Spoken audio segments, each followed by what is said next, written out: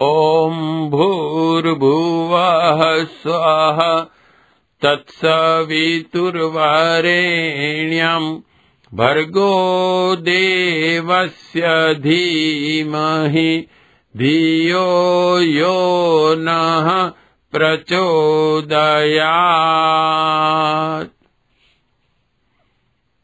हमारे भारतीय संस्कृति के जो 16 संस्कार हमारी वैदिक धर्म की जो एक महान वैज्ञानिक परंपरा है,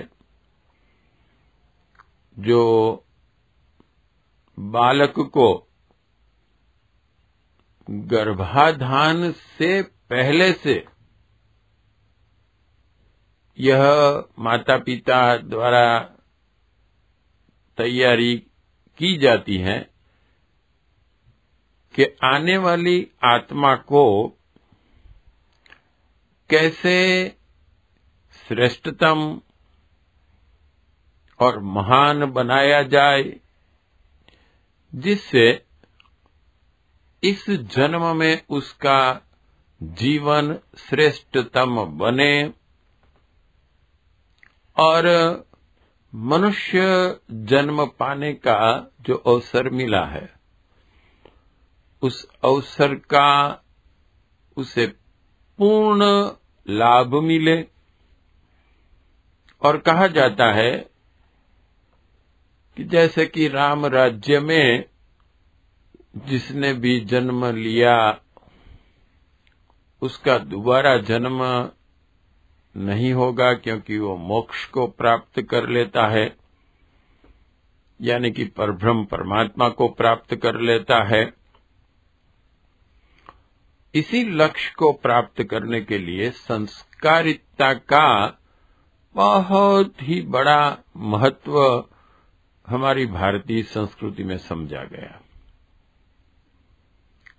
इन संस्कारों की परंपरा संपन्न कराने वाले जो हमारे युग निर्माण योजना के कार्यकर्तागण हैं,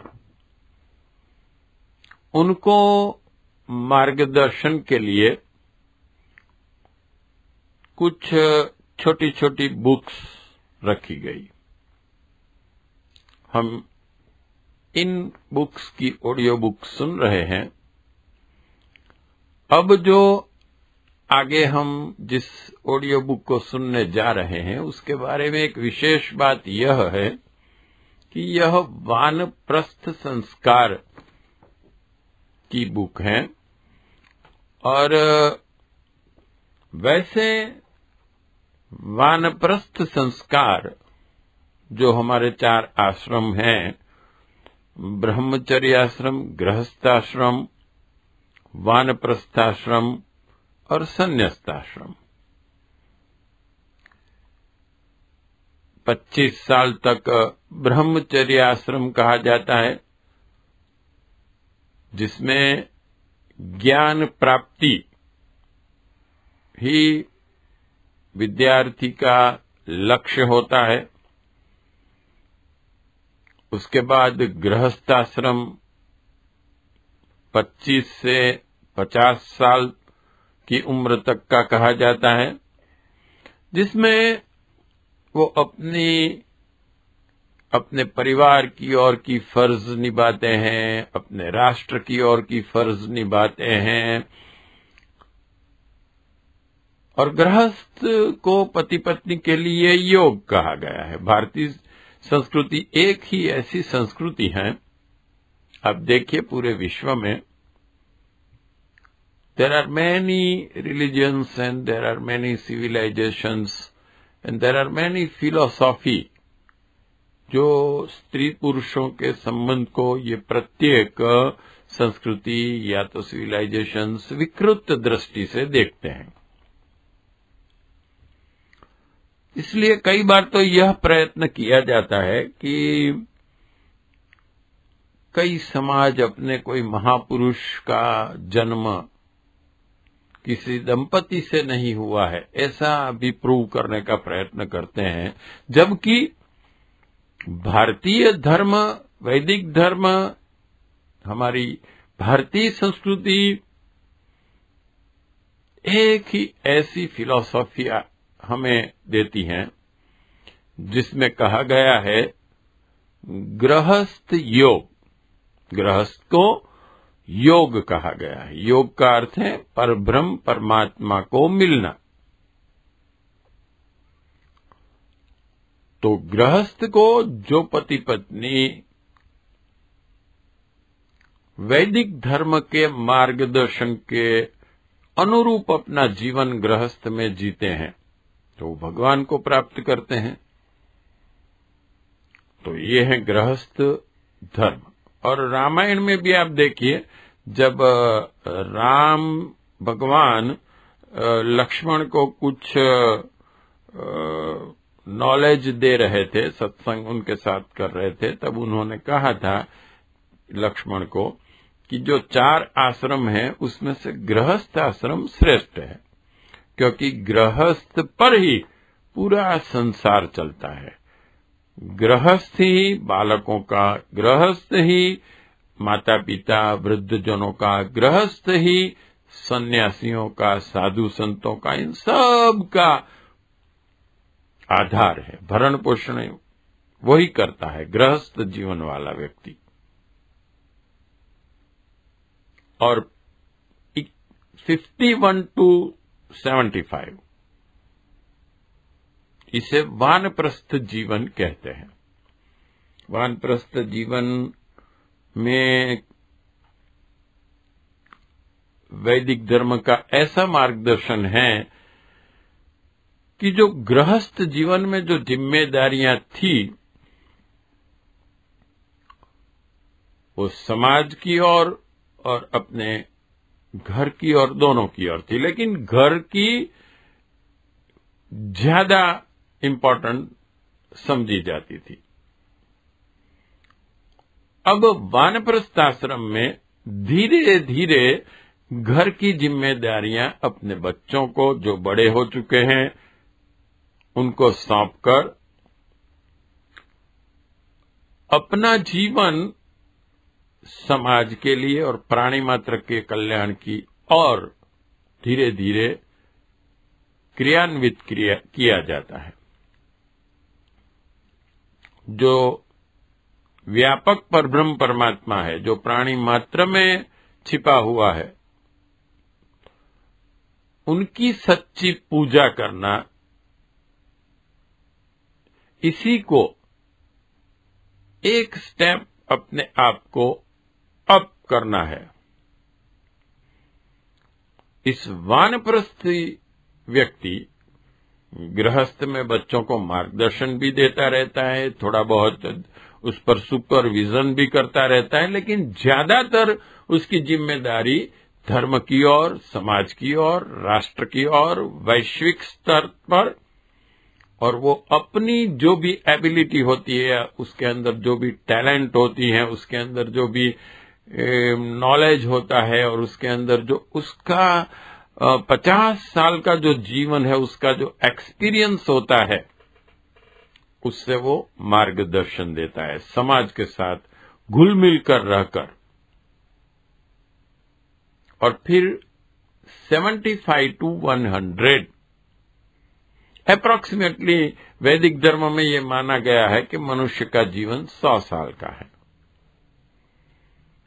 संन्यास्त आश्रम, जिसमें वो पूर्ण स्वरूप से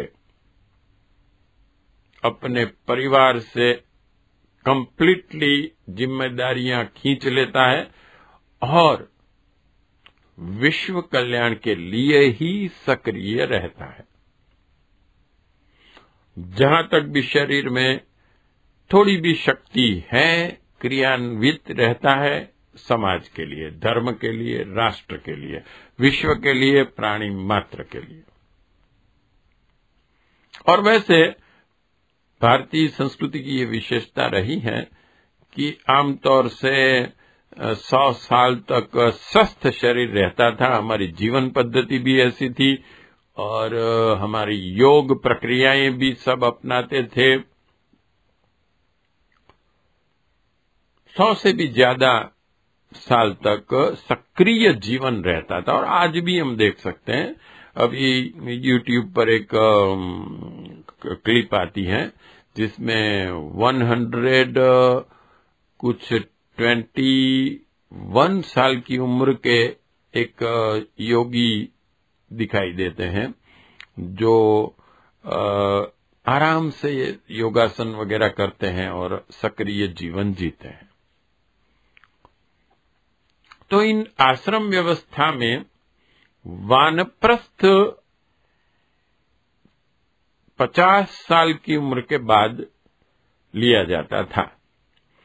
अब इसमें एक विशेषता युग निर्माण योजना में परम पूज्य गुरुदेव वेदमूर्ति तपोनिष्ठ पंडित श्री श्री राम शर्मा आचार्य जी, जिन्होंने विचार क्रांति अभियान को अपने गुरु जी दादा गुरुदेव जी से प्रेम से गायत्री परिवार के परिजन कहते हैं, जो हिमालय में अवस्थित हजारों साल की उम्र है जिनकी, उनके मार्गदर्शन में युग निर्माण योजना जो वैदिक धर्म पर आधारित है, इसे एस्टैब्लिश किया। उसमें एक विशेषता यह इस युग के अनुरूप जोड़ दी गई कि भाई अब वानप्रस्थ दीक्षा ये आवश्यक नहीं है कि आप 50 साल की उम्र के बाद ही लें।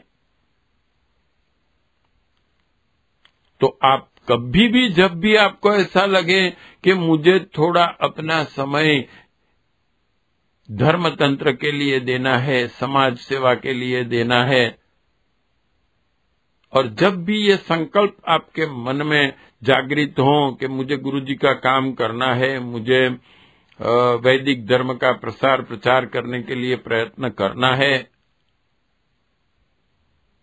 तो यह वानप्रस्थ दीक्षा आप कभी भी ले सकते हैं, चाहे आपकी उम्र 20 साल हो, 30 साल हो या 40 साल हो। किसी भी अवस्था में जब आपके मन में यह संकल्प आए कि मुझे अपना जो जीवन का कार्य मैं कर रहा हूं, जो आवश्यक है वो तो सही है, लेकिन मैं थोड़ा समय निकालूंगा। और इसके लिए गुरुदेव ने हमें एक बहुत अच्छा स्लोगन दिया है ना, कि समयदान अंशदान। तो ये वानप्रस्थ दीक्षा की भी एक, जैसे 16 संस्कारों की प्रक्रियाओं में एक आ जाती है, इसकी भी एक कर्मकांड है। तो आइए अब हम जो ऑडियो बुक सुनने जा रहे हैं, यह वो वानप्रस्थ दीक्षा के मार्गदर्शन के लिए है। जो भी कार्यकर्ता वानप्रस्थ दीक्षा का कर्मकांड संपन्न करा रहा है, उसको क्या प्रेरणाप्रद बातें अपने यजमान से कहनी है, जो वानप्रस्थ दीक्षा ले रहे हैं, उनके कर्मकांड के साथ उसे कौन से विचार को जोड़ना है, ये इसमें समझाया गया है। तो आइए सुनते हैं। ऑडियो बुक वानप्रस्थ संस्कार विवेचन, प्रकाशक युग निर्माण योजना विस्तार ट्रस्ट, गायत्री तपोभूमि, मथुरा 3, फोन 0565 2530-128 2530-399। लेखक वेदमूर्ति तपोनिष्ठ पंडित श्री श्री राम शर्मा आचार्य जी। गुरु जी। मूल्य 4 रुपीज। पुनरावृत्ति सन 2011। मुद्रक युग निर्माण योजना प्रेस, गायत्री तपोभूमि, मथुरा 3।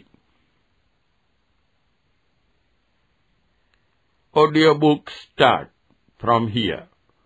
वानप्रस्थ संस्कार विवेचन। जन्म और मरण की अवधि में 2 बार संचय काल और 2 बार उपयोग काल आता है। बालकपन और बूढ़ापा संचय काल है और यौवन तथा परलोक भोग उपयोग काल है।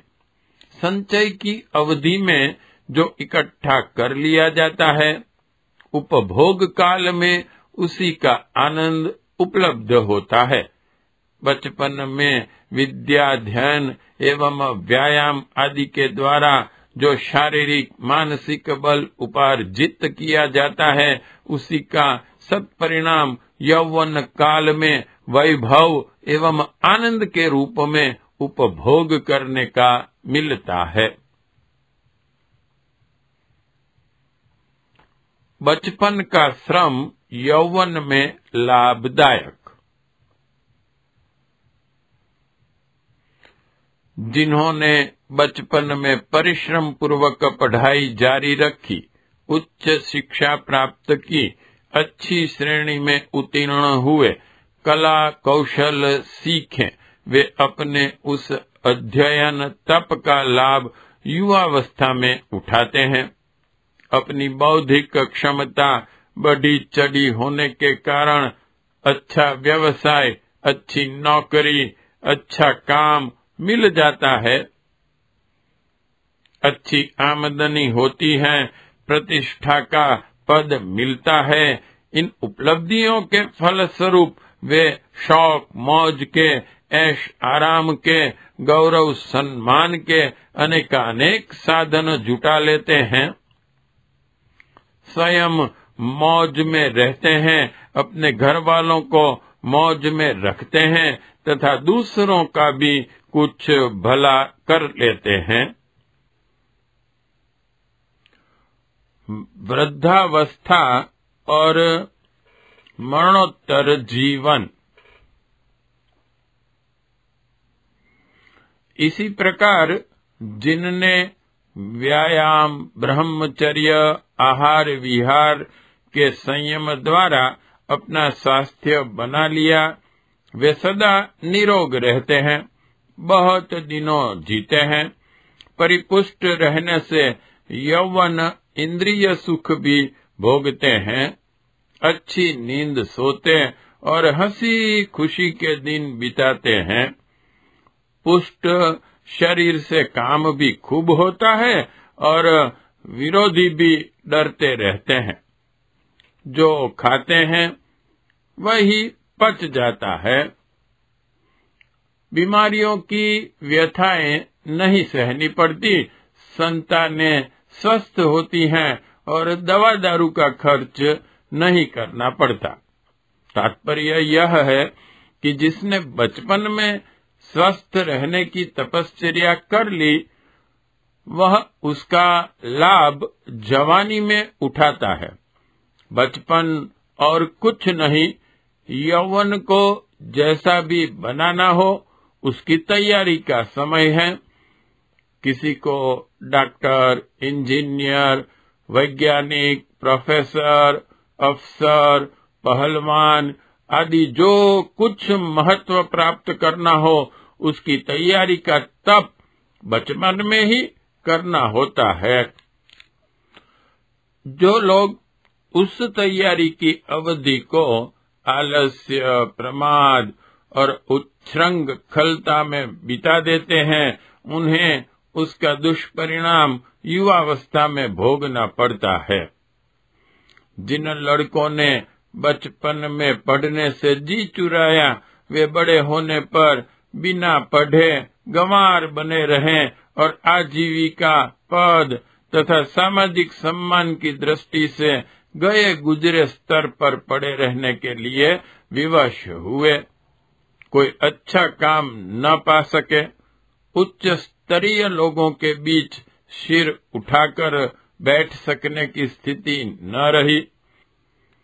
इसी प्रकार जिनने व्यायाम न किया, आहार विहार में असंयम बरता, ब्रह्मचर्य तोड़ा, उनको जवानी आने से पूर्व ही बुढ़ापे ने घर दबाया, तरह तरह की बीमारियों के शिकार बने रहे। देह से कुछ महत्वपूर्ण काम न हो सका। दवा दारू में पैसा उड़ता रहा, देह कष्ट भुगतती रही, इंद्रिय सुख भोगने का सौभाग्य ही न मिला, संतानें दुबली हुई, अल्प अवधि में ही काल कवलित हो गए। जब तक जिए तब तक भी दूसरे उपहास, उपेक्षा अथवा तिरस्कार की दृष्टि से देखते और घृणा भरा व्यवहार करते रहे। बलवान शत्रुओं ने सताने में भी कभी कमी न छोड़ी। अपनी दुर्बलता अपने को भी डराती एवं परेशान करती रही। बचपन में शरीर बल संचय के कर्तव्य की जो उपेक्षा की गई थी, उसका दंड यौवन में भुगता ही जाना था, भुगतना पड़ा। संचय काल की बर्बादी उपभोग काल में विपत्ति बनकर सामने आती है। यह एक सुनिश्चित तथ्य है। तप और उसका वरदान।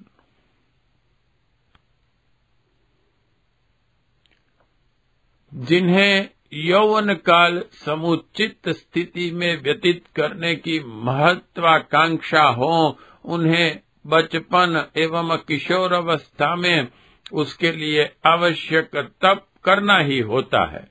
इसके बिना और कोई रास्ता युवावस्था को शानदार बनाने का है नहीं। अपवाद की बात दूसरी है।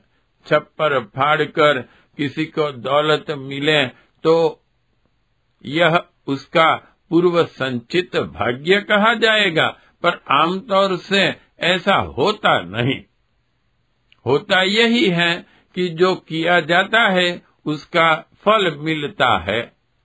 इसलिए क्या अभिभावक, क्या अध्यापक, क्या शुभ चिंतक, क्या अच्छे मित्र सभी किशोर और नव युवकों को यही नेक सलाह देते हैं कि वे पूरी मेहनत, एकाग्रता और दिलचस्पी से अपने बौद्धिक एवं शारीरिक विकास में लगे रहें। जो लड़के इस सलाह को मान लेते हैं वे आगे चलकर सुख पाते हैं। जो इन परामर्शों पर कान नहीं धरते, उन्हें समय आने पर उस उपेक्षा का बेतरह पश्चाताप करना पड़ता है। दृश्य यौवन की तरह एक अदृश्य यौवन भी है। स्थूल की अपेक्षा सूक्ष्म की शक्ति एवं महत्ता कहीं अधिक होती है।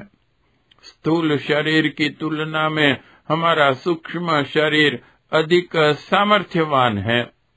शरीर बल की तुलना में बुद्धि बल का उपयोग अधिक है। ठीक उसी प्रकार मरणोत्तर यौवन का महत्व इस दृश्य यौवन की अपेक्षा हजारों लाखों गुना अधिक है। दिखने वाली जवानी 10-20 वर्ष ठहरती है, पर मरने के बाद स्वर्ग नरक की अवधि उसकी तुलना में बहुत अधिक लंबी होती है। उनमें मिलने वाले सुख एवं दुखों का स्तर भी जवानी में मिलने वाली थोड़ी सी सुख सुविधाओं की तुलना में कहीं अधिक गहरा होता है। स्वर्ग में जो आनंद है वह सांसारिक पदार्थों में कहाँ। नरक में जो व्यथा वेदना है स्थूल जगत में उसका 1000वां अंश भी नहीं। यहाँ तो सुख दुख को बटाने वाले भी कई मिल जाते हैं, पर वहाँ तो सब कुछ अकेले ही सहना पड़ता है। यौवन उसे कहते हैं जिसमें शक्तियां पूर्ण रूप से विकसित हों। सांसारिक जीवन में हमारी अंतः चेतना बहुत करके प्रसुप्त स्थिति में पड़ी रहती है। इंद्रिय लिप्सा एवं सांसारिक आकर्षण एवं मानसिक भ्रम जंजाल उसे दबाए बैठे रहते हैं, पर मरणोत्तर काल में वे सभी हट जाते हैं और अंतः चेतना अपने प्रौढ़ रूप में विकसित होती है। तब उसके सुख दुख की अनुभूतियां भी तीव्र हो जाती है। स्वर्ग नरक के सुख दुखों का स्तर इसलिए इस संसार की अपेक्षा बहुत अधिक बढ़ा चढ़ा होता है। नए जन्म की सारी भूमिका भी इसी मरणोत्तर यौवन में बन जाती है।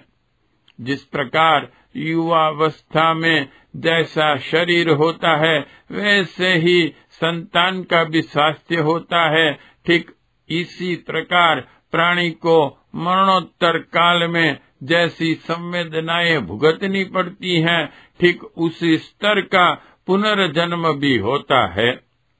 नरक भोगने वाले प्राणी संसार में उतरते हैं तो उन्हें नीच योनियों में कष्टकारक परिस्थिति में जन्मना पड़ता है, और जो स्वर्ग से आते हैं वे अपनी आत्मिक स्थिति के अनुरूप उत्कृष्ट स्तर के वातावरण में जन्मते और महत्वपूर्ण जीवन यापन करते हैं।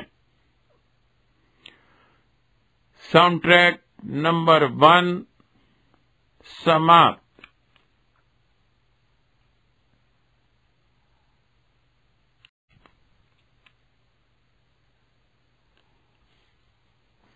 ऑडियो बुक वानप्रस्थ संस्कार विवेचन, साउंड ट्रैक नंबर 2। उच्च स्तरीय सुख के लिए उच्च स्तरीय तप। इस मरणोत्तर यौवन को सुखी एवं समुन्नत स्तर का बनाने के लिए बुढ़ापे में तैयारी करनी पड़ती है।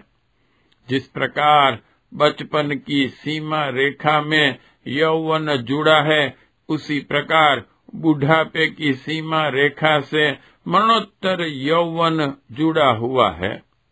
इसलिए उस सूक्ष्म अदृश्य किंतु महान यौवन की तैयारी भी ठीक इन्हीं दिनों करनी पड़ती है। जिन्होंने अपनी ढलती आयु का ठीक उपयोग कर लिया, उसने मरणोत्तर यौवन को सुव्यवस्थित बनाने की योजना बना ली, किंतु जो उस महत्वपूर्ण अवधि को आलस्य, प्रमाद और माया मोह में गंवाते रहे, उनका महान मरणोत्तर यौवन उसी प्रकार अंधकारमय बनता है जैसा कि उच्छृंखल और आवारा बच्चों का सांसारिक जीवन अस्त व्यस्त रहता है। कितने ही बेवकूफ लड़के अपनी ढीठता में इतने ग्रसित होते हैं कि भावी जीवन के बनने बिगड़ने की बात में उन्हें कोई सार दिखाई नहीं पड़ता। इसी तरह कितने ही बूढ़े ऐसे अदूरदर्शी होते हैं कि वे अजर अमर बने रहने पर विश्वास करते हैं और मरणोत्तर यौवन की समस्याओं को फूटी आंख से भी नहीं देखना सोचना चाहते। इस संबंध में सोचने की उन्हें फुर्सत ही नहीं मिलती। नाती पोतों की ममता उन्हें छोड़ती ही नहीं। जो कमाना, जो करना, जो सोचना, सो सब बेटे पोतों के लिए ही। इस प्रकार के मूढ़ता ग्रस्त बुढ़े, फिर चाहे वे पढ़े लिखे हों या अनपढ़, सच्चे अर्थों में मूढ़मती कहे जाएंगे। आज हमारा समाज उच्छृंखल लड़कों और अदूरदर्शी मंदमती बूढ़ों से भरा पड़ा है। फलस्वरूप हम प्राचीन गौरव गरिमा से दिन दिन नीचे गिरते हुए पतन के गहरे गर्त में गिरते चले जा रहे हैं। इस स्थिति को बदलना ही होगा। नवनिर्माण की, युग परिवर्तन की समस्या इसी प्रकार हल होगी। बालकों में अनुशासन, संयम, परिश्रम एवं शिष्टाचार की भावनाएं विकसित करके उन्हें सांसारिक प्रगति में योगदान कर सकने योग्य बनाना आवश्यक है। उसी प्रकार वयोवृद्धों को कहना होगा कि वे मरणोत्तर जीवन को समुन्नत बनाने की तैयारी में लग जाएं। यह तैयारी दूहरे लाभ की है। उनका निज का परलोक स्वर्गीय सुख शांति से परिपूर्ण होगा, पुनर्जन्म की महत्ती संभावना रहेगी एवं मुक्ति का आनंद मिलेगा। साथ ही इस प्रयोजन की पूर्ति के लिए जो साधना करनी पड़ेगी वह संसार में सर्वतोमुखी सद्भावना उत्पन्न करने की दृष्टि से अंततः महत्वपूर्ण सिद्ध होगी। वे करेंगे तो अपने आत्म कल्याण का कार्य, पर उसके फल स्वरूप विश्व शांति में जो योगदान मिलेगा वह लोक कल्याण की दृष्टि से भी अत्यंत महत्वपूर्ण माना जाएगा। इसीलिए दूरदर्शी महर्षियों ने भारतीय जीवन के अंतिम अध्याय को जिस प्रकार व्यतीत करने की परंपरा बनाई है उसमें दूहरा लाभ है। वृद्ध पुरुष परलोक तो सुधारते ही हैं, साथ ही संसार की भी इतनी बड़ी सेवा करते हैं कि इस लोक में स्वर्ग के अवतरण का मनोरम दृश्य दिखाई देने लगता है। जनसाधारण को उनके इस तप से गुलाब या चंदन की सुगंधि की तरह अनायास ही महत्वपूर्ण लाभ मिलता है। ढलती उम्र का तकाजा। ढलती उम्र का तकाजा है वानप्रस्थ। पारिवारिक जिम्मेदारियां जैसे ही हल्की होने लगे, घर को चलाने के लिए बड़े बच्चे समर्थ होने लगे और अपने छोटे भाई बहनों की देखभाल करने लगे, तब वयोवृद्ध व्यक्तियों का एकमात्र कर्तव्य यही रह जाता है कि वे पारिवारिक जिम्मेदारियों से धीरे धीरे हाथ खींचें और क्रमशः वह भार समर्थ लड़कों के कंधों पर बढ़ाते चले। ममता को परिवार की ओर से शिथिल कर समाज की ओर विकसित करते चले। सारा समय घर के लोगों के लिए ही खर्च न कर दें, वरन उसका कुछ अंश क्रमशः अधिक बढ़ाते हुए समाज के लिए समर्पित करते चले। घर छोड़कर एकांत कुटी में जा बैठना और भजन के नाम पर निष्क्रिय जीवन बिताने लगना आजकल लोगों ने भक्ति या वैराग्य का रूप मान लिया है। इसी दृष्टि से सभी अध्यात्मवादी व्यक्ति तीर्थों में, नदियों के किनारे, एकांत कोठरियों में जा बैठने को ही बड़ा आध्यात्मिक पुरुषार्थ मान बैठे हैं। यह सर्वथा मिथ्या, सर्वथा अशोभनीय कार्य पद्धति है, जो अज्ञानांधकार युग के निराशावादी और अकर्मण्य लोगों ने फैलाई, जिसके फलस्वरूप आज 56 लाख व्यक्ति धर्म के नाम पर निष्क्रिय अनुपयोगी जीवन बिताते हुए भिक्षुक बने हुए जनता पर भार बनकर जी रहे हैं। यह विडंबना न अध्यात्म है, न धर्म, न योग है, न वैराग्य, न उससे व्यक्ति का भला होता है और न समाज का। प्राचीन काल का वैराग्य रचनात्मक वैराग्य था, जिसमें व्यक्ति के कल्याण तथा समाज के उत्कर्ष के उभय पक्षीय कार्यक्रम समान रूप से सन्निहित थे। बुढ़ापे को वानप्रस्थ के लिए समर्पित करने का जो शास्त्रीय विधान है, उसका स्वरूप यह है कि 1 उपासना, 2 स्वाध्याय, 3 संयम, 4 सेवा। इन 4 कार्यक्रमों में अपनी शक्तियों को सुव्यवस्थित रीति से संलग्न किया जाए। वृद्धों को उचित है कि घर परिवार से अपना समय और मन जिस अनुपात से बचावें, उसे उसी अनुपात से इन 4 कार्यों में संलग्न करते चले।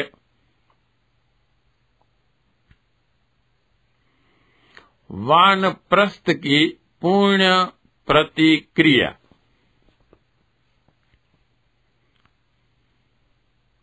वानप्रस्थ का अर्थ घर छोड़कर किसी दूर देश में चले जाना कदापि नहीं। घर से संपर्क शिथिल हो, पारिवारिक ममता घटे, इस दृष्टि से घर में एक अलग कमरा लेकर रहने लगना और सोचना कि मैं छात्रावास निरीक्षक की तरह इस परिवार का मार्गदर्शक तो हूँ, पर इनसे बंधा हुआ नहीं, वरना मेरा जीवन समाज की संपत्ति है, वास्तविक वानप्रस्थ है। जहाँ तक संभव हो परिवार की स्थिति यदि उपयुक्त है तो निर्वाह खर्च घर से ही लेना चाहिए। जिनकी पेंशन है या जिनकी पूर्व संचित संपत्ति, कृषि आदि है, वे उसका उपयोग अपने निर्वाह में करें तो यह न्यायोचित है। यह जरूरी नहीं कि अपनी उपार्जित अब तक की सारी संपत्ति परिवार को ही दे दी जाए और खुद भिक्षुक बनकर दूसरों की रोटी पर जिया जाए। आजकल दूसरों का धान कुधान्य ही है।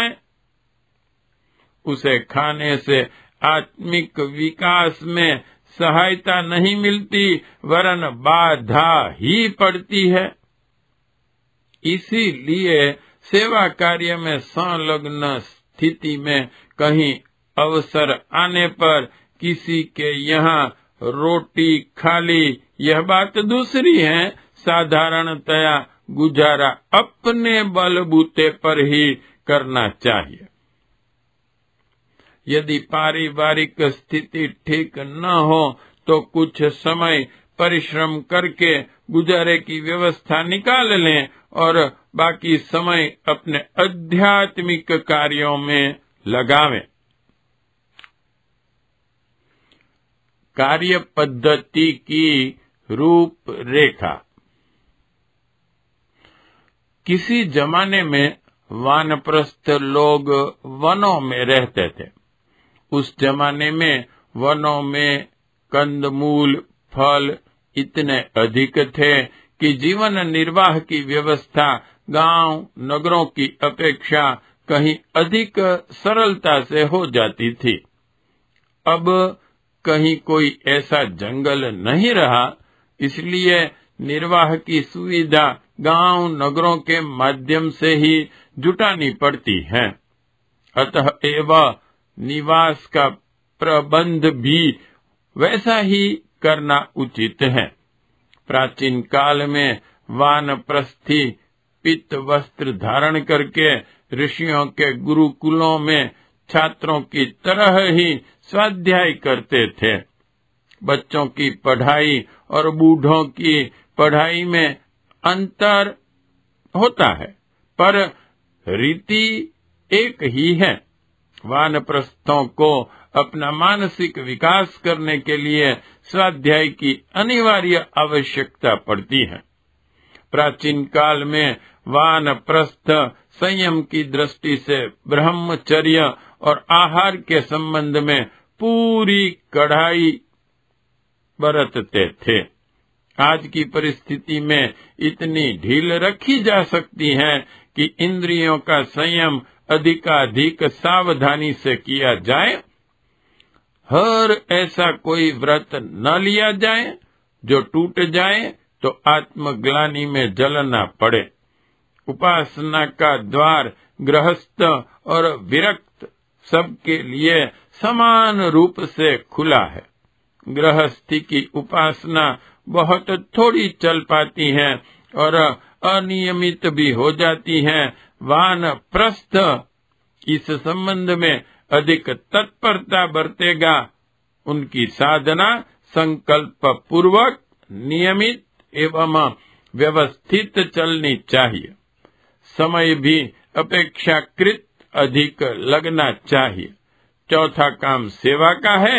वयोवृद्ध वानप्रस्थों को जनमानस का स्तर ऊंचा उठाने, जनता में सद्भावना एवं सत्प्रवृत्तियां उत्पन्न करने के लिए सामाजिक परिस्थितियों के अनुरूप रचनात्मक कार्यक्रम बनाने चाहिए और उन्हें पूरा करने के लिए उसी तरह उत्साह से लगा रहना चाहिए जैसे कि गृहस्थ में धन उपार्जन के लिए तत्परता बरती जाती थी।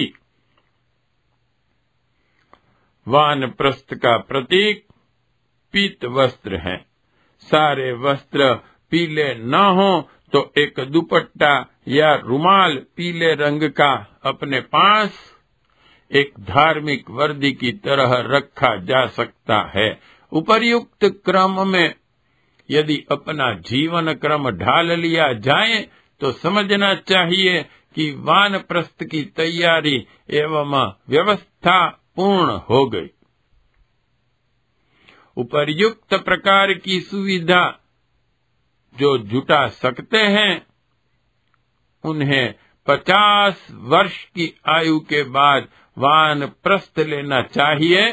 जिनके पास पहले से ही पारिवारिक गुजारे की व्यवस्था बनाने के लिए पैतृक संपत्ति मौजूद है या जिसके बाल बच्चे हैं ही नहीं, वे किसी भी आयु में वानप्रस्थ ले सकते हैं। उन्हें एक ही बात का ध्यान रखना होगा कि वानप्रस्थ के उपरांत संतानोत्पादन न करें। धर्म और संस्कृति का प्राण। वानप्रस्थ संस्कार भारतीय धर्म और संस्कृति का प्राण है। जीवन को ठीक तरह जीने की समस्या उसी से हल हो जाती है। युवावस्था के कुसंस्कारों का शमन एवं प्रायश्चित इसी साधना द्वारा होता है। जिस देश, धर्म, जाति तथा समाज में उत्पन्न हुए हैं, उनकी सेवा करने का, ऋण मुक्त होने का अवसर भी इसी स्थिति में मिलता है। इसीलिए जिन भी नर नारियों की स्थिति इसके लिए अनुपयुक्त हो, उन्हें वानप्रस्थ लेना चाहिए। एक प्रतिज्ञा बंधन में बंध जाने पर व्यक्ति अपने जीवन क्रम को तदनुरूप ढालने में अधिक सफल होता है। बिना संस्कार कराए मनोभूमि पर वैसी छाप गहराई तक नहीं पड़ती। इसीलिए कदम कभी आगे बढ़ते, कभी पीछे हटते रहते हैं। विवाह न होने तक प्रेमिका का सहचरत्व संदिग्ध रहता है, पर जब विवाह हो गया तो सब कुछ स्थायी एवं सुनिश्चित हो जाता है।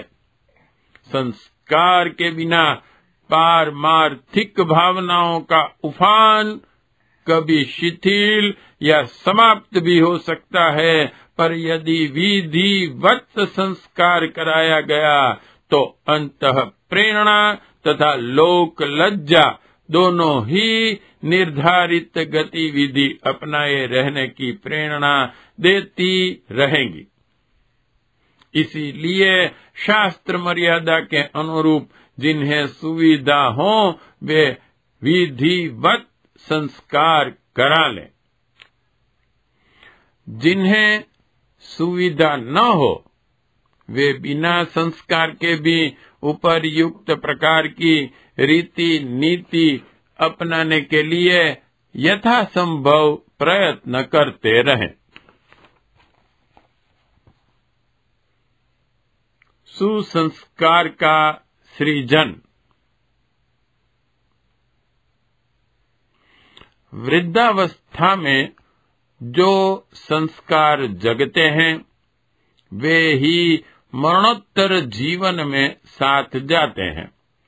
इसलिए इस अवधि में उत्कृष्ट विचारों को मस्तिष्क में भरे रहने और उत्कृष्ट गतिविधियां अपनाए रहने का प्रयत्न करना चाहिए। विचार और कर्म दोनों के सम्मिलन से ही संस्कार बनते हैं और यह संस्कार ही प्राणी के साथ जाते हैं। विचारों की उत्कृष्टता अर्जित करने के लिए शास्त्रों का स्वाध्याय नितांत आवश्यक है। इस अध्ययन की पुष्टि तब होती है जब उसे दूसरों को भी सुनाया जाए। जिस प्रकार पढ़ने और लिखने की दोनों क्रियाएं मिलने पर पढ़ाई का पूरा क्रम बनता है, केवल पढ़ते ही रहे, लिखे नहीं, तो साक्षरता अधूरी रहेगी। इसी प्रकार स्वाध्याय तो करें, पर उसे किसी को सुनावे नहीं, तो वह अध्ययन भी ठीक तरह हृदयगम न हो सकेगा। ज्ञान अर्जन और ज्ञान दान दोनों ही वानप्रस्थी के आवश्यक कर्तव्य है। उपासना भी उसी प्रकार उभय पक्षीय है। भगवान का भजन, ध्यान, पूजन जब कीर्तन एक पक्ष है, दूसरा पक्ष विश्व मानव के विराट ब्रह्म के मूर्तिमान स्वरूप संसार की रचनात्मक सेवा करने से विचार और कार्य का समन्वय होने से भजन में समग्रता आती है। जो केवल माला फेरते हैं, सेवा से कतराते हैं, उनका भजन वैसा ही है जैसा कि रोटी तो खाना पर पानी न पीना। आहार विहार का संयम शारीरिक मानसिक स्वस्थता की दृष्टि से आवश्यक है। इंद्रिय निग्रह की तपश्चर्या से मनुष्य की भावनात्मक प्रवृत्तियों का मोड़ वासना तृष्णा से हटकर परमार्थ प्रयोजनों की ओर प्रवाहित होता है। यह सारी विधि व्यवस्था ऐसी है जिससे वयोवृद्ध व्यक्ति अपनी अंतः चेतना को उस मार्ग पर विकसित करते हैं जिस पर चलते हुए मरणोत्तर जीवन में रक्षा सुख शांति को प्राप्त कर सकना सरल हो जाता है। लोक शिक्षण की आवश्यकता। इस गतिविधि को अपनाने से समाज की भी भारी सेवा होती है। प्राचीन काल में लोक निर्माण की सारी गतिविधियों एवं प्रवृत्तियों के संचालन का उत्तरदायित्व साधु ब्राह्मण वानप्रस्थों पर ही था। वे अपनी सारी शक्तियां परमार्थ भावना से प्रेरित होकर जनमानस को सन्मार्ग की ओर प्रवृत्त किए रहने में लगाए रहते थे। फलस्वरूप चारों ओर धर्म कर्तव्य सदाचार का ही वातावरण बना रहता था। वयोवृद्ध अनुभवी परमार्थ परायण लोक सेवियों का प्रभाव जनसाधारण पर स्वभावतः बहुत गहरा पड़ता है, टिकाऊ भी होता है। ऐसे लोग जन नेतृत्व करने के लिए जब धर्म तंत्र का उचित उपयोग करते थे तो सारे समाज में सत्प्रवृत्तियों के लिए उत्साह उमड़ पड़ता था। शिक्षा स्वास्थ्य सदाचार न्याय विवेक वैभव शासन विज्ञान सुरक्षा व्यवस्था आदि सभी क्षेत्रों में यह वयोवृद्ध लोग ही नेतृत्व करते थे। इतने अधिक अनुभवी और धर्म पारायण व्यक्तियों की निःशुल्क सेवा जिस देश या समाज को उपलब्ध होती हो उसको संसार का मुकुटमणि होना ही चाहिए। प्राचीन काल में ऐसी ही स्थिति थी। आज वानप्रस्थ की परंपरा नष्ट हुई, बूढ़े लोगों को लोभ मोह के बंधनों में ही ग्रसित रहना प्रिय लगा, तो फिर देश का पतन अवश्यम भावी था, हुआ भी हो भी रहा है। यह पुण्य परंपरा पुनः सजीव हो। प्रयत्न यह किया जाना चाहिए कि समाज में पूर्व काल की भांति यह प्रथा प्रचलित हो कि हर ढलती आयु का व्यक्ति वानप्रस्थ लेकर परमार्थिक जीवन जिए और समाज द्वारा विविध विधि प्राप्त हुई सुख सुविधाओं का ऋण वृद्धावस्था में समाज सेवा का व्रत लेकर चुकाए। अपना परलोक सुधारें, जीवन सार्थक करें और संसार को सुरम्य बनाने में समुचित योगदान करें। जिन्हें आश्रम व्यवस्था का पालन करने की महत्ता पर विश्वास हो, उन्हें ढलती आयु में वानप्रस्थ लेने की तैयारी करनी चाहिए। निर्धारित तिथि पर वैसी ही आवश्यक व्यवस्था कर ली जाए जैसे कि अन्य संस्कारों के समय होती है। मंडप यज्ञ वेदी देव स्थापना पूजा उपकरण सभी को शुद्ध, स्वच्छ और आकर्षक विधि व्यवस्था के साथ यथा समय एकत्रित कर लिया जाए। पति पत्नी यदि दोनों ही उपयुक्त व्रत धारण करना चाहते हो तो दोनों ही, अन्यथा जो भी लेना चाहे वह उस दिन धारण करने के लिए पित्त वस्त्रों का प्रबंध कर लें। 10. स्नान। यज्ञशाला से कुछ दूर 10 स्नानों की व्यवस्था करनी चाहिए। चौकी पर नहाने के लिए यजमान को बिठाया जाए।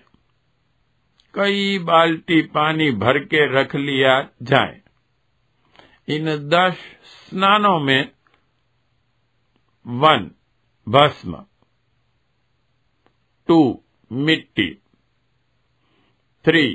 गोमूत्र, 4. गोबर, 5. गोदुग्ध, 6. गोदधि, 7. गोधृत, 8. सर्वौषधि (हल्दी), 9. कुशा, 10. मधु। यह 10 वस्तुएं मंगाकर रख ली जाएं। क्रमशः एक एक वस्तु से स्नान कराया जाए। भस्म स्नान करते समय बाईं हथेली पर भस्म रखें, उसमें थोड़ा पानी डालें, दोनों हथेलियों से उसे मिलावें। मिलाते समय निर्धारित मंत्र बोलें। फिर बाएं हाथ से कमर के नीचे के अंगों पर और दाएं हाथ से कमर के ऊपर के अंगों पर उसे लेपन करें। इसके बाद स्वच्छ जल से स्नान कर डालें। इसी प्रकार अन्य 10 वस्तुओं से स्नान करें। अधिक शीत हो, शरीर दुर्बल हो और बार बार का स्नान कठिन पड़े तो सब वस्तुओं को एक बार मिलाकर भी स्नान किया जा सकता है या गर्म पानी लिया जा सकता है। 10 स्नानों के मंत्र पढ़े जाएं। इसके पश्चात अंतिम बार शुद्ध जल से स्नान कर शरीर को भली प्रकार पोंछकर पीले वस्त्र धारण करें। उन वस्त्रों के धारण का मंत्र ओम सूर्यो चक्षुर्वातः है। स्नान कराते और वस्त्र पहनाते समय सभी लोग मिलकर मंत्रोच्चार करें। यह 10 स्नान अब तक के किए हुए पापों का प्रायश्चित करने तथा अभिनव जीवन में प्रवेश करने के लिए है। जिस प्रकार सांप अपनी केंचुली छोड़कर नई त्वचा के साथ नई स्फूर्ति, नई चेतना प्राप्त करता है, उसी प्रकार 10 स्नानों से पिछले ढर्रे को समाप्त करके भावी जीवन की उत्कृष्ट रीति नीति अपनाने का व्रत लिया जाता है।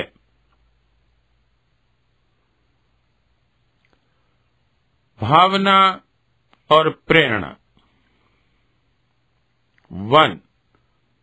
भस्म स्नान की भावना यह है कि यह शरीर भस्मास्त है।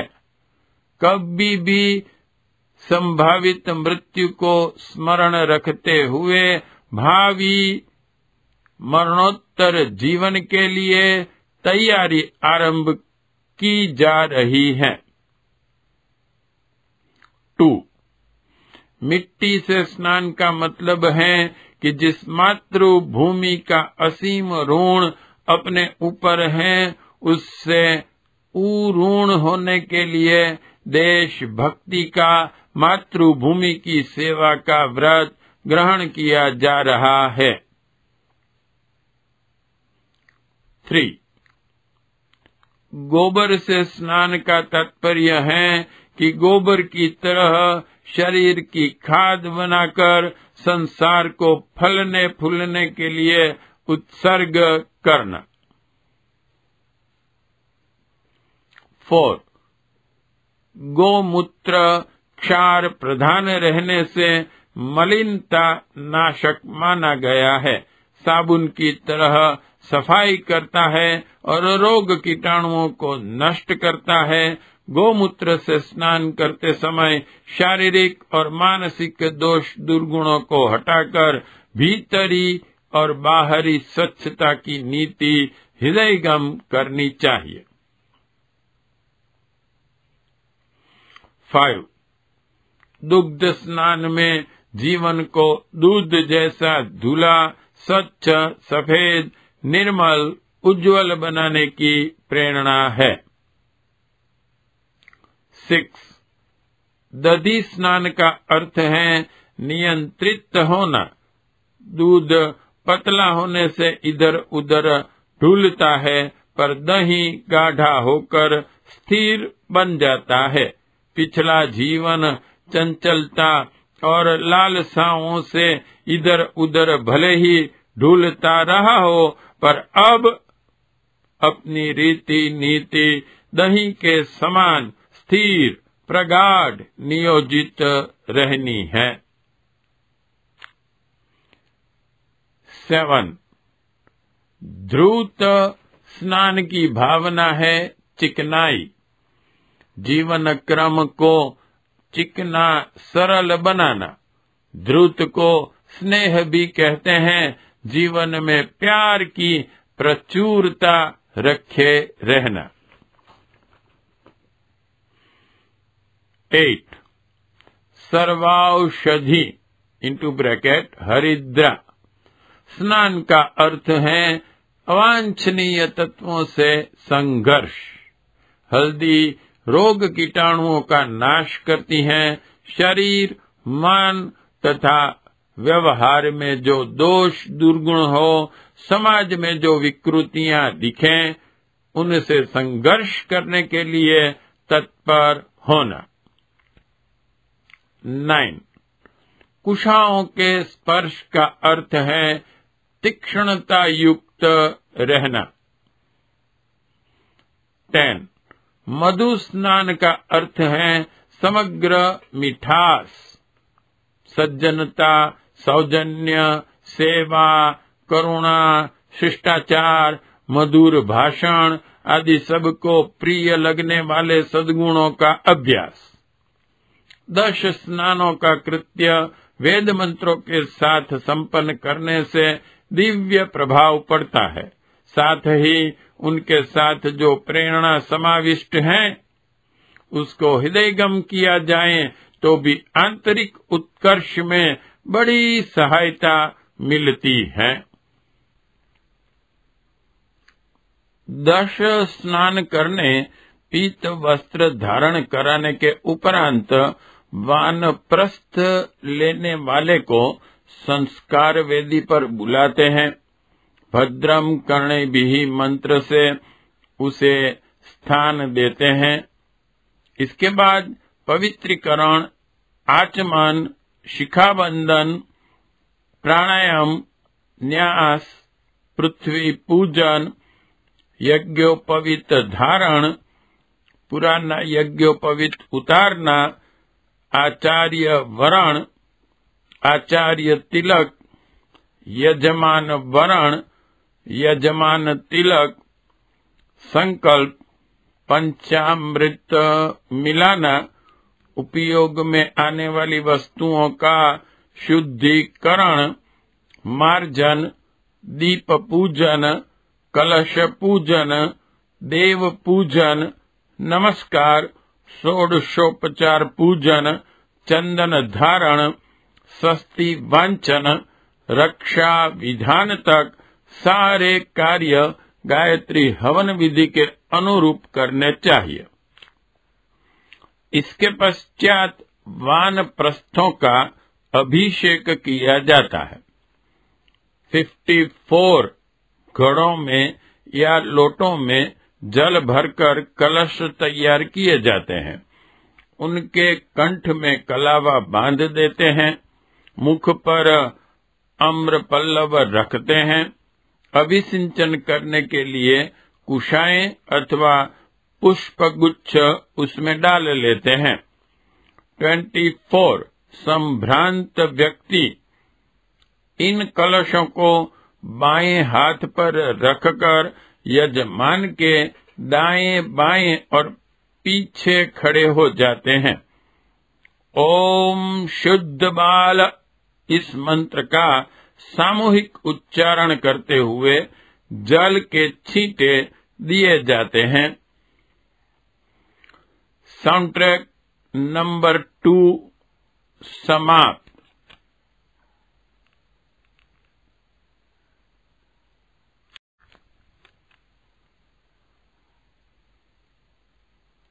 ऑडियो बुक वानप्रस्थ संस्कार विवेचन साउंड ट्रैक नंबर 3।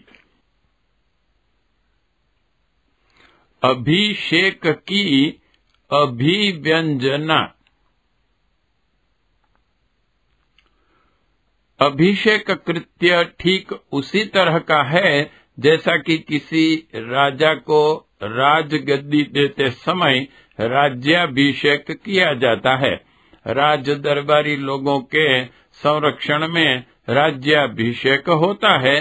प्रजाजनों और धर्म संरक्षकों के द्वारा वानप्रस्थ का धर्माभिषेक किया जाता है। यह पद भी राजा के समान ही गौरव एवं महत्व का है। राजा अपनी प्रजा की सुरक्षा एवं साधन व्यवस्था के भौतिक उपकरण जुटाता है, इसलिए उसे प्रजा पालक कहकर सम्मानित किया जाता है। वानप्रस्थ प्रजा की आत्मिक सुरक्षा, सुव्यवस्था एवं सुख शांति के उपकरण जुटाता है। उसे सन्मार्ग पर चलने की, सद्भावनाओं से ओतप्रोत रहने की सत्प्रेरणाएं प्रदान करता है। यह अनुदान भौतिक सभी सुविधा साधनों से अधिक महत्वपूर्ण है। राजा केवल एक सीमित प्रदेश में रहने वाली प्रजा की भौतिक सुरक्षा के लिए ही उत्तरदायी है, पर वानप्रस्थ के कंधों पर संसार के समस्त मानवों प्राणियों के लिए न्याय एवं धर्म का प्रकाश उपलब्ध कराने का भार है। भौतिक सुरक्षा की तुलना में आत्मिक प्रगति का मूल्य महत्व असंख्य गुना बड़ा है। इसी प्रकार एक सीमित क्षेत्र में रहने वाली प्रजा के साज संभाल की तुलना में समस्त विश्व के प्राणियों को सत्प्रेरणा देना कहीं अधिक महत्वपूर्ण है। अतः एवं राजा की तुलना में धर्म सेवी महात्मा का वानप्रस्थ का पद तथा गौरव भी अत्यधिक है। उसको अपना उत्तरदायित्व पूरी सावधानी से तथा जिम्मेदारी से निभाना है। इसी भावना को हृदयगम करने के लिए यह अभिषेक क्रिया की जाती है। समाज के संभ्रांत धर्मसेवी एवं विचारशील 24 व्यक्ति जो यह अभिषेक करने खड़े हुए हैं, समस्त समाज का प्रतिनिधित्व करते हैं। जल से वानप्रस्थ का अभिसिंचन करते हुए वे लोग समाज की ओर से नई भावनाओं की अभिव्यक्ति करते हैं।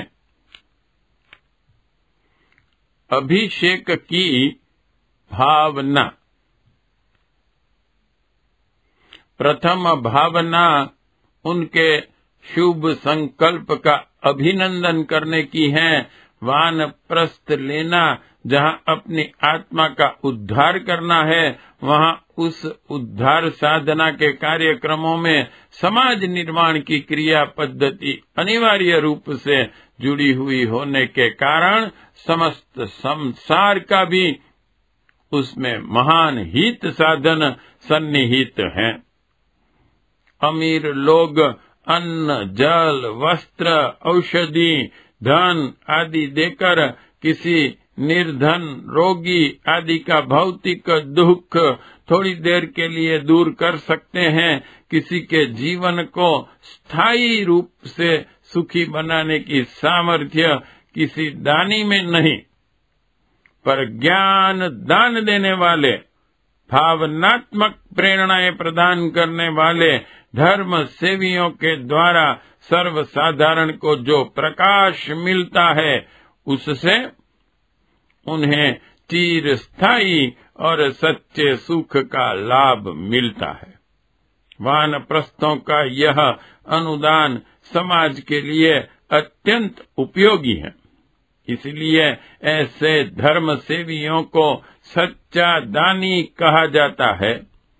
जिस समाज के कल्याण के लिए वानप्रस्थ ने त्याग और बलिदान भरे कदम उठाने का साहस किया है, उस समाज का भी कर्तव्य है कि इस उदारता के बदले में कृतज्ञता प्रकट करें। यह अभिसिंचन इस प्रकार की कृतज्ञता भरी लोक भावना की अभिव्यक्ति है, जिसे यह 24 व्यक्ति जल छिड़कते हुए प्रकट करते हैं। द्वितीय अभिव्यक्ति संसार के समस्त विचारशील और धर्म प्रेमी लोगों की ओर से, महात्माओं और देवताओं की ओर से इस सत्संकल्प के सफल होने का आशीर्वाद देने की है। सन्मार्ग में चलते हुए मनुष्य की आंतरिक दुर्बलताएं बार बार बाधक बनकर सामने आती हैं। सेवा धर्म अपनाने में व्यक्तिगत भौतिक लाभ तो मिलता नहीं, उल्टे असुविधाएं सहनी पड़ती हैं। कभी कभी तिरस्कृत भी होना पड़ता है। एक रूखा मार्ग, दूसरी ओर संसार के विविध प्रलोभन। इस कुचक्र में फंसा हुआ व्यक्ति व्रत लेकर भी पीछे हट जाता है। जो उत्साह उठा था वह कुछ दिन में ठंडा हो जाता है और पहले की तरह ही स्वार्थ सिक्त जीवन जीने लगता है। व्रत लेने की बात को भुला देता है।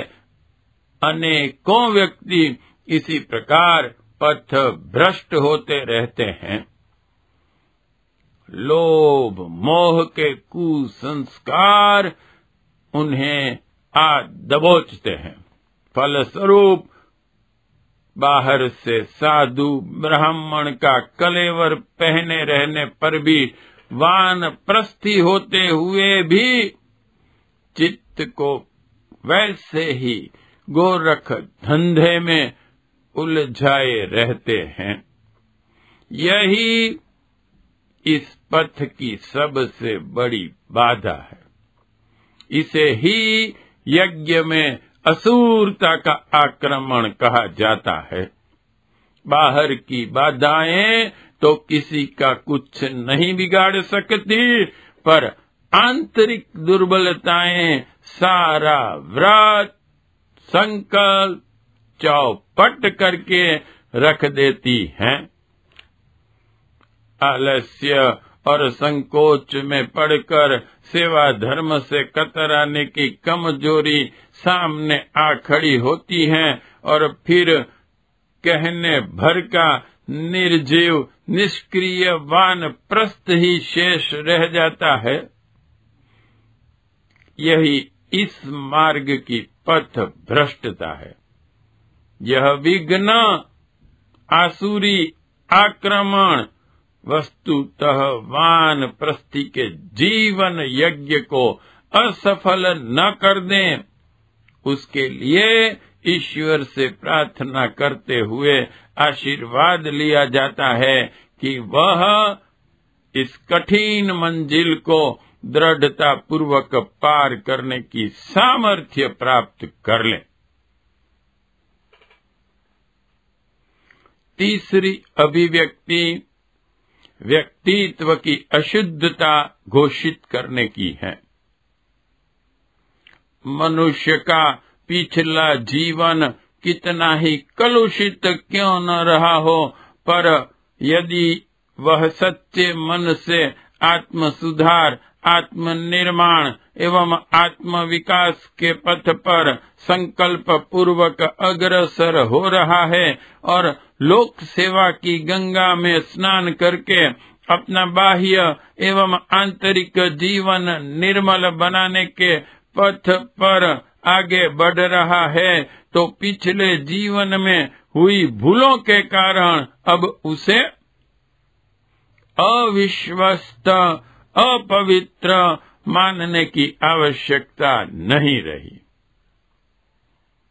अब उसे संतों की पंक्ति में ही गिना तथा बिठाया जाना है।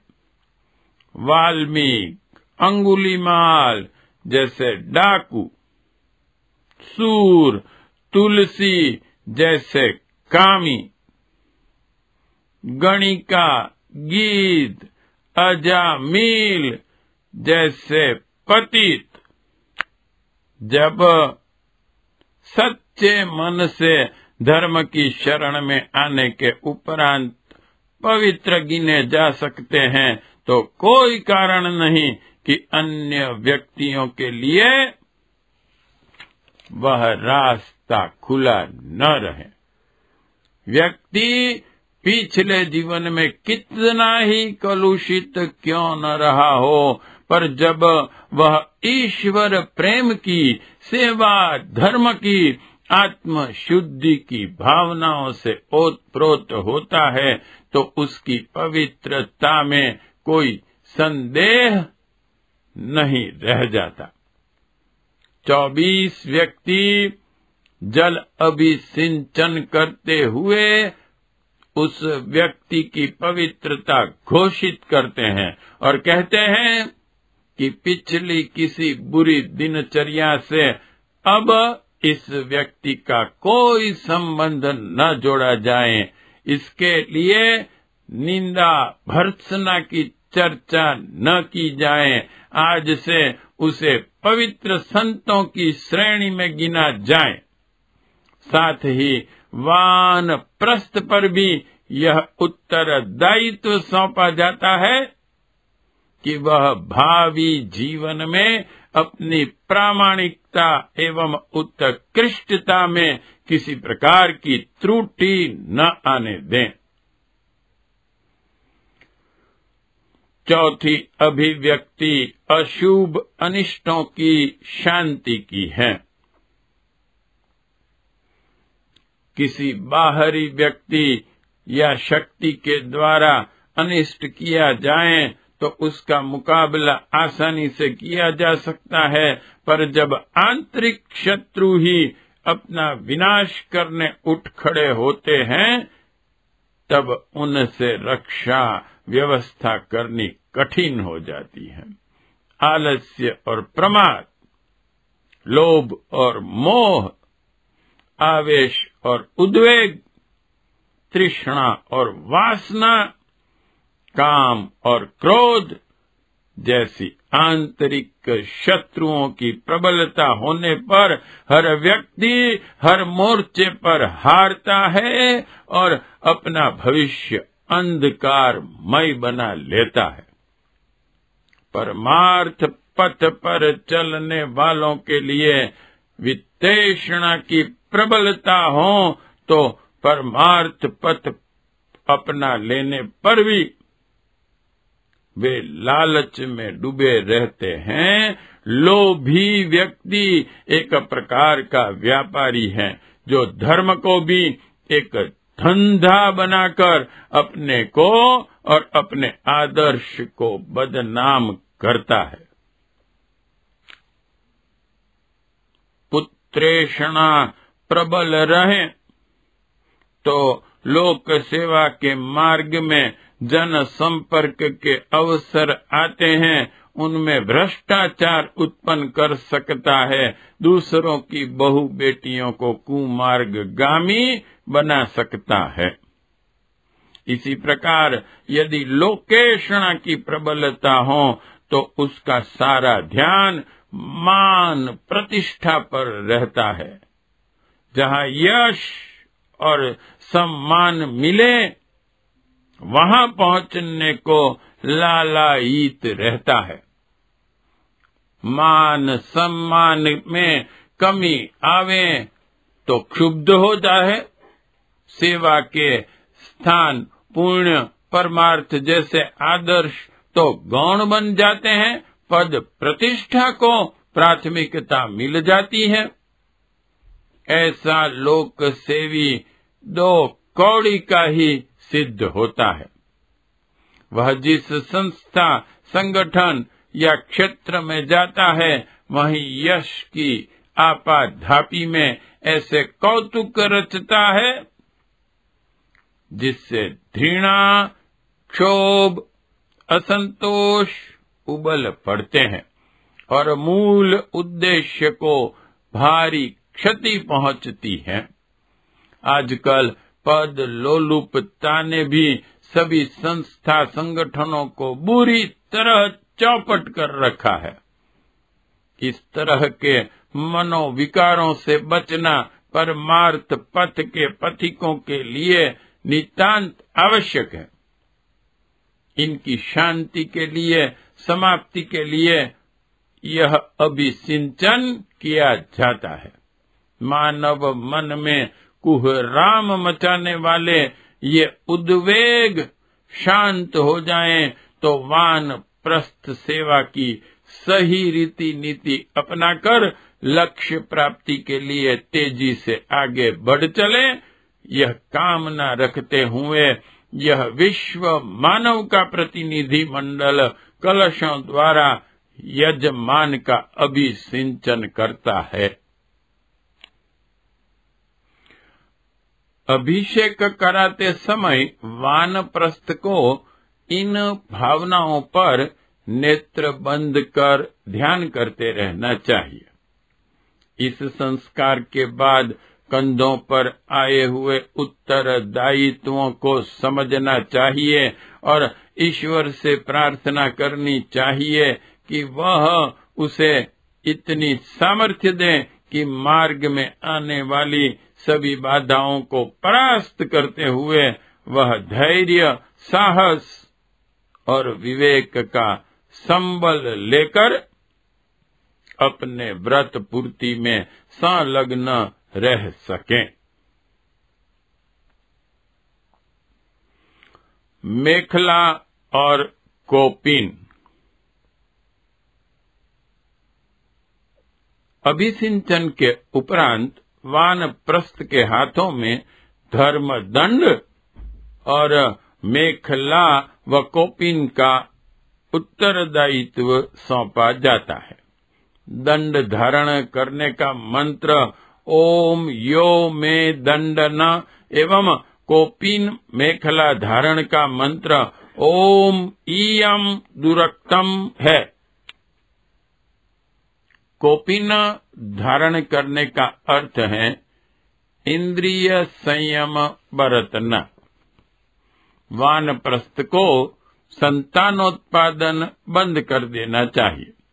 अब तक की उत्पन्न हुई संतान का पालन पोषण, विकास, निर्माण ठीक तरह हो जाए तो बहुत है। 50 वर्ष की आयु के बाद बच्चे पैदा करते रहना तो एक लज्जा की बात है, उससे कठिनाई बढ़ती है। बच्चे दुबले पैदा होते हैं, अनाथ रह जाते हैं तथा उनकी जिम्मेदारी मरते समय तक बनी रहने से समाज सेवा, परमार्थ साधना जैसे जीवन को सार्थक बनाने वाले प्रयोजनों के लिए अवसर ही नहीं मिलता। जिसके पीछे जितनी कम घरेलू जिम्मेदारी है वह उतना ही अच्छी तरह वृद्धावस्था का सदुपयोग कर सकेगा। फिर जिसने वानप्रस्थ धारण किया तो उसके लिए संतानोत्पादन एक विसंगति ही है, इसलिए उसे इस प्रकार की मर्यादाओं का पालन करने के लिए इंद्रिय संयम का मार्ग अपनाना पड़ता है। वानप्रस्थी उसे धारण करता है। मेखला, कमर में रस्सी बांधना कौपीन धारण के लिए तो आवश्यक है ही, साथ ही वह सैनिकों की तरह कमर कसकर पेटी बांधकर परमार्थ में मोर्चे पर आगे बढ़ने की मनस्थिति का प्रतीक है। कमर कसना मुस्तैदी, सतर्कता, तत्परता, निरालस्यता जैसे शारीरिक एवं मानसिक स्थिति बनाए रखने का भाव प्रतीक है। वानप्रस्थी को वैसा ही रहना चाहिए। आत्म कल्याण और लोक निर्माण के दो मोर्चों पर एक साथ लड़ने वाले सैनिक को जिस सतर्कता से कार्य करना होता है, वैसा ही उसे करना चाहिए। धर्म दंड का धारण। वानप्रस्थी को हाथ में लाठी दी जाती है। गुरुकुलों में विद्याध्ययन करने वालों को वन्य प्रदेश की आवश्यकता के अनुरूप लाठी सुविधा की दृष्टि से आवश्यक होती थी। इसके अतिरिक्त यह धर्म दंड इस मंतव्य का भी प्रतीक है कि राजा जिस तरह राज्याभिषेक के समय शासन सत्ता का प्रतीक राजदंड, छोटा लकड़ी का दंड हाथ में विधिवत समारोह के साथ ग्रहण करता है, उसी प्रकार वानप्रस्थी संसार में धर्म व्यवस्था कायम रखने की अपनी जिम्मेदारी को हर घड़ी स्मरण रखे रहें और तदनुरूप अपना जीवन धर्म बनाए रहें। इसलिए भी यह धर्म दंड जरूरी है। धर्म के मार्ग पर चलते हुए अनेक अभाव, कष्टों का, लांछन, तिरस्कारों का सामना करना पड़ता है। उन कठिनाइयों को स्वेच्छा स्वीकार की हुई प्रतिज्ञा के रूप में स्वीकार किया जाता है और यह समझा जाता है कि यह प्रतिज्ञा रूपी, तपस्या रूपी धर्म दंड है। कष्टों को आमतौर से किसी अपराध का दंड मानते हैं। स्वार्थी संकीर्ण लोगों की दृष्टि में धर्म मार्ग पर चलना यदि मूर्खता या अपराध हो तो उसका दंड सहने का साहस भी अपने में बनाने के लिए वानप्रस्थी धर्म दंड साथ में रखते हैं और बताते हैं कि सन्मार्ग पर चलने वाले को धर्म दंड, धर्म धक्के सहने का भी साहस करना पड़ता है और वह खुशी खुशी सहन स्वीकार करने के लिए यह धर्म दंड हाथ में ग्रहण करता है।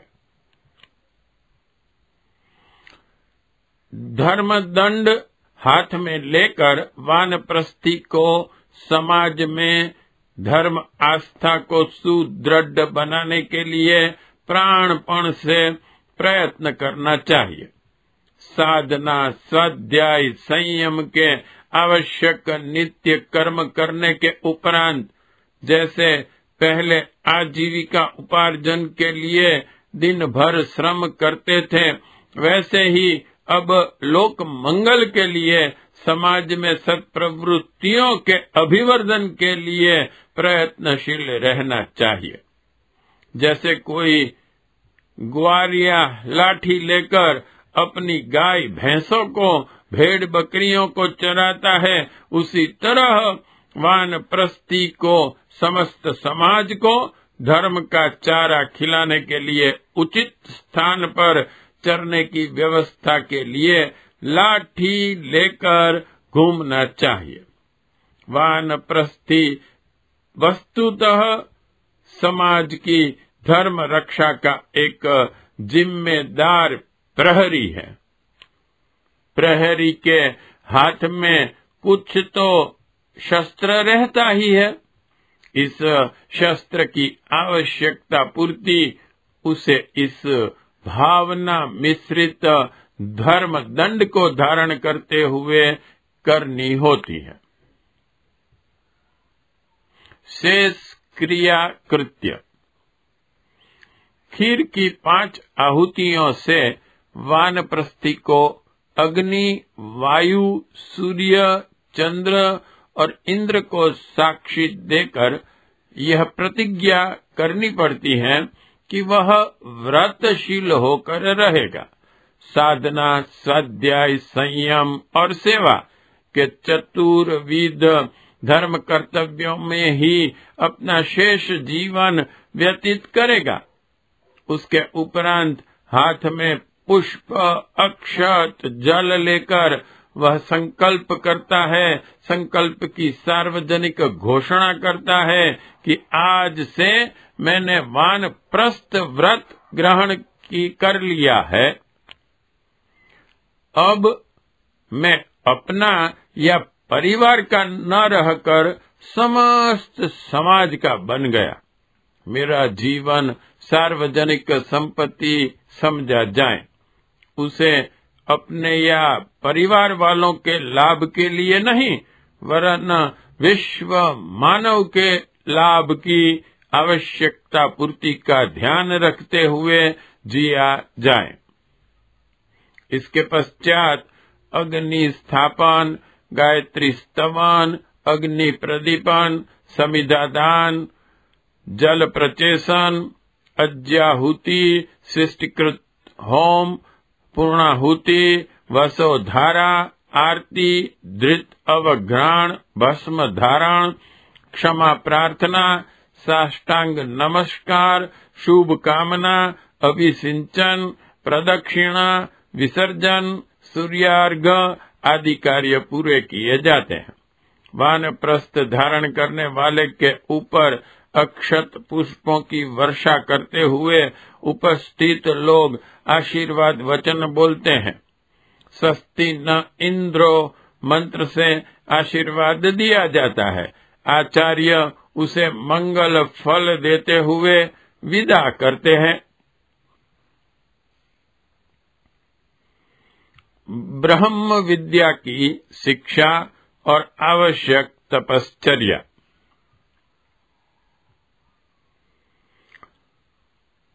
गृहस्थ से वानप्रस्थ की कार्य पद्धति एवं विचारधारा में काफी अंतर आ जाता है। अब तक के ढर्रे को बदलकर नया ढर्रा अपनाना काफी कठिन पड़ता है। इसलिए इस परिवर्तन के अनुरूप अभ्यास बनाने के लिए कुछ दिन घर से बाहर किसी ऐसे स्थान पर रहने की आवश्यकता होती है जहां संकल्प के अनुरूप स्वभाव एवं अभ्यास बनाने में सुविधा हो। प्राचीन काल में लोग वानप्रस्थ लेकर वन में निवास करने चले जाते थे और जिस तरह छोटे विद्यार्थी भौतिक जीवन में काम आने वाली अर्थकारी विद्या पढ़ते हैं, उसी प्रकार वानप्रस्थों को आत्म कल्याण एवं लोक मंगल के उपयुक्त मनोभूमि विकसित करने के लिए ब्रह्म विद्या पढ़नी होती है। वन में रहते हुए ऋषियों के पास इस अवधि में वानप्रस्थी लोग ब्रह्म विद्या पढ़ते और जीवन साधना को सुव्यवस्थित बनाने का अभ्यास करते थे।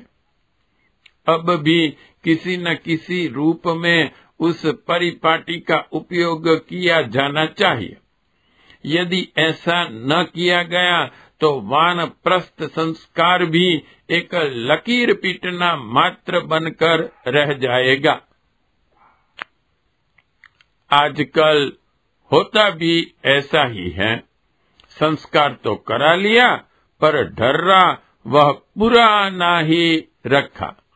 वही पहले जैसे घर गृहस्थी के गोरख धंधे में फंसे रहते हैं।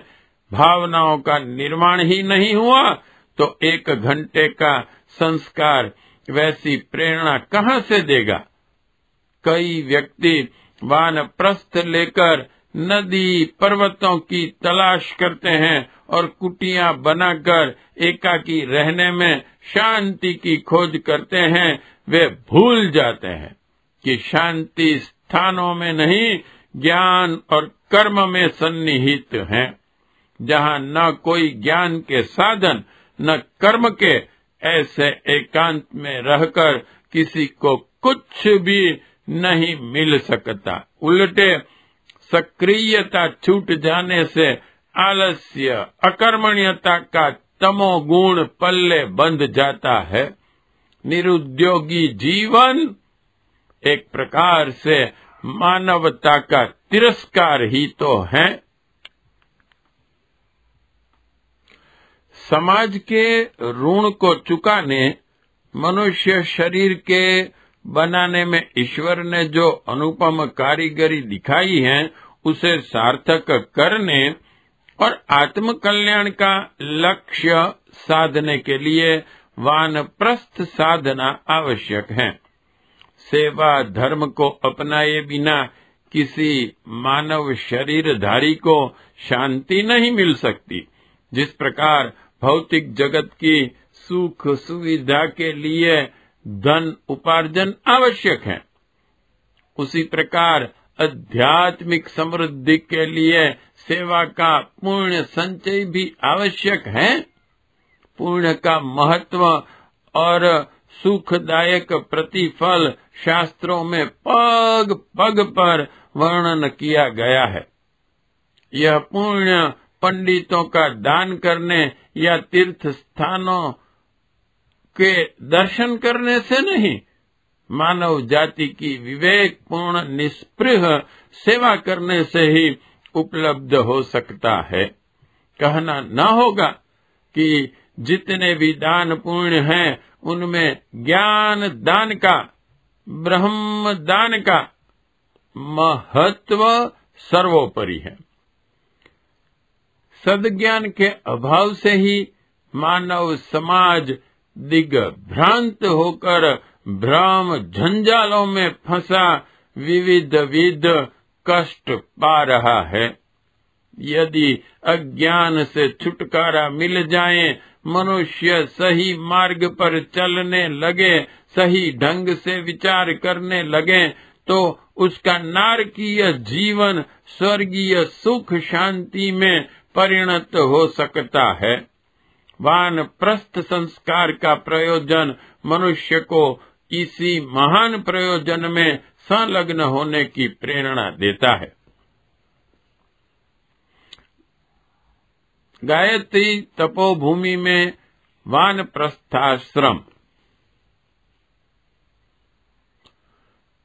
वानप्रस्थी के लिए 1 वर्षीय साधना क्रम गायत्री तपोभूमि मथुरा में बनाया गया है।